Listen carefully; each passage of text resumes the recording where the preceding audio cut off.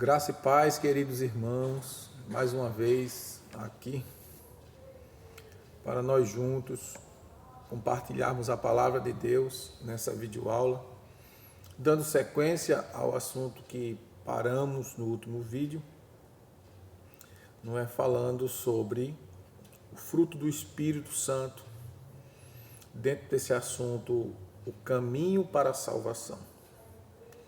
E recapitulando, fruto do Espírito Santo é a implantação em mim e em todo o cristão, em todo aquele que deseja servir e seguir a Cristo, é a implantação do caráter dele em nós. O fruto do Espírito é isso aí. É a implantação do caráter dele em nós. E o fruto do Espírito é amor.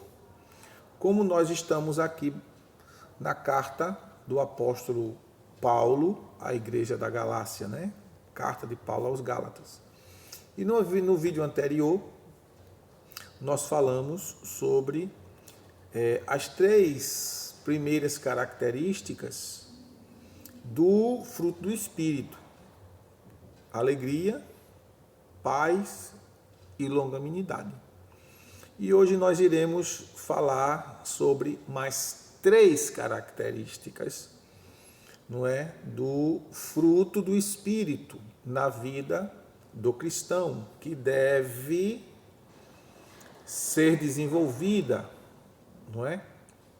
E nós entramos agora nessas três outras características, e dentro do contexto bíblico, depois de longanimidade vem fé. A fé genuína, verdadeira, produzida em nós pelo Espírito Santo, conforme diz carta de Paulo aos Efésios, capítulo 1, verso 13, como diz Romanos 10, 17, que a fé vem pelo ouvir e ouvir a palavra. E aí entra a ação do Espírito Santo, nos convencendo do nosso pecado, não é? E na medida que ele nos convence, nós passamos a crer no Evangelho, como diz Efésios 1,13.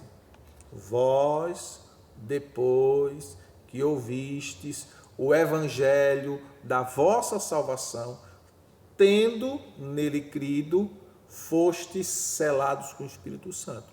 A gente creu porque a gente foi convencido pelo Espírito Santo. E aí o Espírito Santo, ele vem até nós, vem habitar em nós. Nós fomos selados como propriedade de Deus, propriedade particular de Deus. E nesse processo de crer, eu só criei porque em mim foi brotado a fé. 10 e 17 de Romanos, como eu citei, que a fé vem pelo ouvir e o ouvir pela palavra de Deus.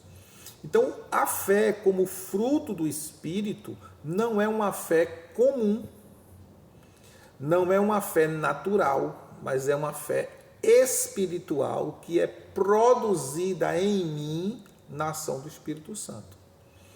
E a fé verdadeira, genuína, bíblica, ela produz transformação, ela produz conversão, arrependimento e, consequentemente, conduta ilibada. O apóstolo Tiago diz, lá na sua carta, no capítulo 2, ele diz: mostra-me a tua fé sem obras, que eu te mostrarei a minha fé pelas minhas obras. Ele está falando de comportamento, de conduta, de atitude que uma fé genuína em Deus, baseada na palavra, produz. Então, a fé como fruto do Espírito, ela batalha, é a ação do Espírito Santo na vida do crente no campo de batalha. O apóstolo Judas diz que nós devemos, de uma vez por todas, batalhar pela fé que um dia foi entregue aos santos. Judas, versículo 3 da sua epístola, né? Judas, que escreveu essa epístola, não é o que traiu Jesus, é Judas, irmão de Jesus, filho de Maria com José.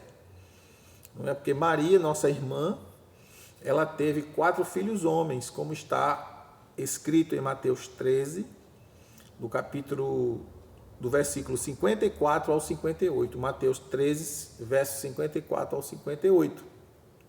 Fala dos 4 irmãos de Jesus e das irmãs que ele tinha, que eram muitas, e a Bíblia não registra o nome delas. Então, a fé como o fruto do Espírito Santo, ela age em nós a fim de sobrevivermos diante das atividades malignas, maléficas, diante das ações do espírito do anticristo neste mundo, nos capacita a estarmos de pé e a lutarmos. Por isso que o apóstolo Paulo, escrevendo na carta aos Efésios, no capítulo 6, verso 10 ao 18, uma das características da armadura do cristão é o escudo da fé, com o qual ele se defende, com o qual ele apaga os dardos inflamados do maligno, no qual ele rejeita tudo aquilo que se levanta contra os princípios da palavra de Deus. A maior prova de que Jesus Cristo ressuscitou não é o túmulo vazio, mas é o Espírito Santo habitando em nós. Jesus disse: se eu não for, o Consolador não virá. Então a prova que o Consolador está conosco é porque ele ressuscitou e está à direita do Pai. O apóstolo Paulo, escrevendo aos Romanos 8,16, ele diz que o Espírito Santo testifica com o nosso espírito que somos filhos de Deus. E no verso 14 ele diz: todo aquele que é guiado pelo Espírito de Deus, esse é filho de Deus. Dando-nos a entender que aquele que não tem a orientação, aquele que não é guiado pelo Espírito Santo, não é filho de Deus. Porque uma fé alicerçada naquilo que a palavra diz, ela produz vida, ela produz poder, ela produz unção, ela produz capacidade de prosseguir. Uma fé baseada na ação do Espírito Santo na palavra de Deus. Jesus diz em João 6,63: as palavras que eu vos disse são espírito e vida. Então, o Cristo ressuscitado, o Cristo vivo, ele quer reproduzir em mim, em você, em todo crente, o caráter dele. E isso, quem faz isso, quem implementa isso em nós é o Espírito Santo. Não é? E a quinta característica do fruto do Espírito Santo em nós é a mansidão. Mansidão é o amor disciplinado, é o amor que é controlado, é o amor que é pacífico. Tem um texto aqui de Gálatas 6:1. Se você quiser anotar, você anota, que é importante. Tudo que eu estou falando, você anotar e você mesmo conferir. Irmão, se alguém for surpreendido em alguma falta, vós que sois espirituais, corrigi-o com espírito de mansidão, guardando-te para que também tu não sejas tentado. Então, a mansidão é o amor sob disciplina, é quando você tem o controle, não é? Porque quando você excessivamente ama alguém, muitas vezes você estraga a pessoa. Amor em excesso, dentro do contexto humano, quando você dá de forma demasiada, sem um controle, sem regras, sem limites, você destrói a pessoa. Você faz a pessoa se tornar completamente dependente não é? E quando você ensina o amor, não é? Quando você demonstra amor, porque demonstrar amor não é dar tudo que o outro quer, tudo que o outro precisa, mas é ensinar, mostrar, habilitar o outro a viver, a se conduzir, a estar neste mundo de forma digna do Evangelho. Porque muitas pessoas acham que amor é eximir o outro de suas responsabilidades e tomar todas as responsabilidades para si. Ninguém aguenta esse fardo. Ninguém. Nenhum ser humano aguenta. Então, Cristo levou o nosso fardo, nos ensinou que a partir do momento que nós o recebemos, esse fardo foi removido, vamos viver agora uma vida no amor de Deus, revelado em Cristo, através do Evangelho, mas a gente precisa mexer-se, sair do comodismo. O apóstolo Paulo diz na carta aos Romanos, capítulo 12, verso 11, Paulo diz assim: não seja vagaroso nos cuidados que você tem pertencentes a esta vida, mas seja fervoroso no espírito, ou seja, você não, para ser fervoroso no reino espiritual, na sua vida com Deus, não significa que você precisa negligenciar as outras coisas da sua vida. Não sejais vagarosos no cuidado, mas sejam fervorosos no espírito, servindo ao Senhor. Então, mansidão, que é este amor sob disciplina, precisa estar sendo dia a dia desenvolvido em nossa vida. Mansidão, irmãos, não é uma pessoa calada. Ser manso não é ser calado, não é ser quieto. Ser manso é saber ouvir, ver, suportar, não é, as coisas. Ser manso não é ser aquela pessoa calada. Às vezes a pessoa fala muito, tem um tom de voz alto, e às vezes as pessoas pegam essa pessoa que tem uma voz alta, que fala muito, diz que essa pessoa é grossa, é ignorante, é falador, é isso, aquilo, outro. Quando na verdade isso não tem nada a ver com mansidão. Porque às vezes a pessoa é calada, mas quando ele é atingido por alguma coisa, ele explode e vai para cima com tudo. Então isso não é ser manso. É completamente diferente, não é? Então que você analise tudo que está sendo dito, reflita, pondere, não é? O que eu estou dizendo, a fim de que você possa crescer em Deus. O seu crescimento é em Deus. E só Deus pode estruturar a sua vida espiritual. Mas é você que precisa buscar. Chegai-vos a Deus, e Ele se chegará a vós. À medida que você dá um passo para buscar a Deus, com certeza Deus retribuirá a tua busca, o teu desejo. Deus está pronto a agir e a intervir na nossa vida das melhores maneiras, nos ensinando, nos corrigindo, nos disciplinando, nos capacitando para melhor servi-lo. E é necessário que a gente tenha uma visão bíblica, completamente bíblica, porque a Bíblia, que foi inspirada pelo Espírito Santo, vai nos fazer entender determinadas situações em que nós possamos nos encontrar, ok? Então, o sexto fruto do Espírito Santo é a benignidade. O que é a benignidade? É o amor que suporta,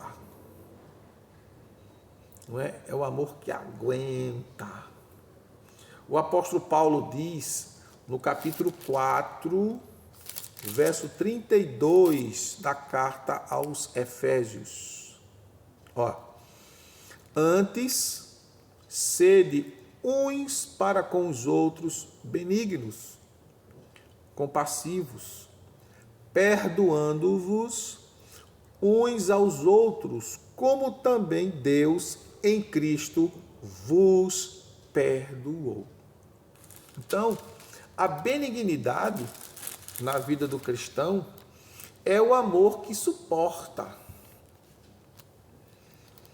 não é? Porque às vezes a pessoa diz assim: eu sou crente, mas eu não suporto fulano. Eu sou crente, mas não suporto Beltrano. Precisamos entender que, na maioria dos casos, o comportamento das pessoas são reflexos de duas coisas.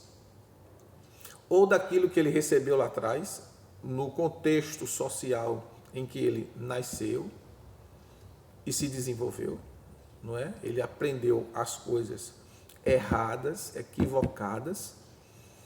E o segundo contexto em que a pessoa pode ter um comportamento fora do padrão é quando a pessoa é educada ou alienada ou possuída por espíritos malignos. Porque os demônios também ditam, ensinam o que não presta. Tenha certeza disso. Os espíritos malignos, quem não crer na ação de demônios, será um fácil alvo a ser destruído. Porque os espíritos malignos, a Bíblia diz, que eles estão aí, agindo para destruir a humanidade.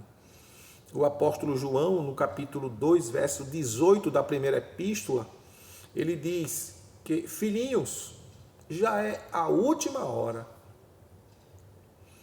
E porque é a última hora, muitos se têm feito anticristos. Ele usa o plural, não é? E a gente sabe que, escatologicamente, o anticristo vai surgir, um líder mundial que vai surgir para implementar de uma forma definitiva o sistema de Satanás.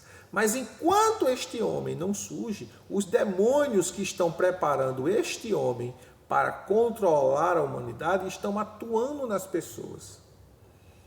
E de que forma? Olha, ele age através do sistema de educação que ensina tudo distorcido aos princípios de Deus. O sistema de educação hoje não está preocupado em ensinar português, matemática, biologia, química, física, moral e cívica e OSPB já tiraram do currículo escolar, né?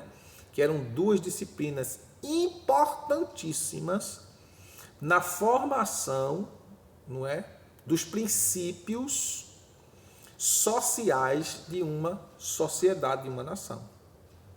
OSPB, essa sigla significa Organização Social Política do Brasil. No ano de 1986, quando o último general do regime militar, que era o presidente do Brasil, saiu de cena, que foi o general João Batista Figueiredo, 1986 ele sai de cena, entrega a República na mão dos políticos novamente, né? E aí a esquerda toma conta do país. E assim que eles assumem, eles tiram várias disciplinas do currículo escolar. Eu estudava em escola onde o sistema escolar, as disciplinas e a metodologia de ensino vinha dos militares. Chegar antes do horário, né, 15 minutos antes, para entrarmos, cantarmos o hino nacional, o hino de Pernambuco, prestarmos homenagem, né, à nossa bandeira, irmos à sala de aula, esperar o professor entrar, não é, nos colocarmos de pé em respeito ao professor, e ali nós recebíamos as instruções de geografia, de química, de física e assim sucessivamente. Essa disciplina OSPB foi tirada do currículo escolar. Moral e cívica foi tirada do currículo escolar. Religião foi tirada do currículo escolar. E na escola que eu estudava tinha práticas agrícolas, práticas industriais, práticas comerciais, práticas do lar, práticas laboratoriais. Todas essas disciplinas foram removidas do currículo escolar após o governo militar ter saído de cena. E nós estamos vendo hoje um sistema de ensino completamente destruído, maligno, onde destrói a maioria dos jovens e das crianças. Porque muitos lares, dependendo do contexto social em que se formou, não preparou, não educou, não capacitou, não disciplinou os seus filhos para estarem lá fora. Quando eles vão lá para fora, ouvem o que não presta, ouvem o que não deve, ouvem ensinos completamente distorcidos e se tornam inimigos do pai, inimigos da mãe, inimigos da sociedade. É tanto que você pode entrar na internet e você vai ver várias universidades onde tem os movimentos, o movimento comunista estudantil, onde eles gritam abertamente que odeiam aqueles que são contrários ao que eles acreditam. Eles não querem nem sequer conversar. Eles não conversam, eles não dialogam. Eles querem ter razão sempre, sem ouvir o outro lado. Por quê? Porque eles foram doutrinados para isso. Porque se eles pararem para ouvir o outro lado, eles vão aprender. E quem os doutrina não querem que eles aprendam. Por isso que é importante a gente entender o contexto de cada coisa. Que você reflita, que você analise, que você pense. Seja um ser pensante. Procure aprender a palavra de Deus. Procure estudar, se capacitar, se qualificar, não é? Olhar os dois lados, não é? Estudar sobre o comunismo, o que o comunismo fez no mundo, qual foi o benefício que ele trouxe, qual país comunista deu certo. É importante, porque o outro lado fala que é bom, mas eu não conheço nenhum país comunista que foi bom, não conheço nenhum. Todos os regimes de esquerdas que são implementados em outros países só trouxeram completa desgraça. O Holodomor, por exemplo, que foi implementado por Stalin, não tem livro no mercado, não tem livro no comércio. Eu já bati todas as livrarias e não tem. Você só consegue comprar por um site. Um único livro falando sobre o Holodomor, o Holocausto Esquecido. A gente vê Coreia do Norte, um regime comunista. Lá os cristãos são presos, mortos. Qual o crime? Carregar a Bíblia e falar de Jesus. Falar que deve amar a Deus, respeitar o próximo. Falar que Jesus Cristo morreu por nós para nos levar para a eterna glória do Pai. É crime. É crime. São N mentiras que são pregadas contra os cristãos, dizendo que os cristãos são baderneiros, são bagunceiros e tantas outras mentiras, não é?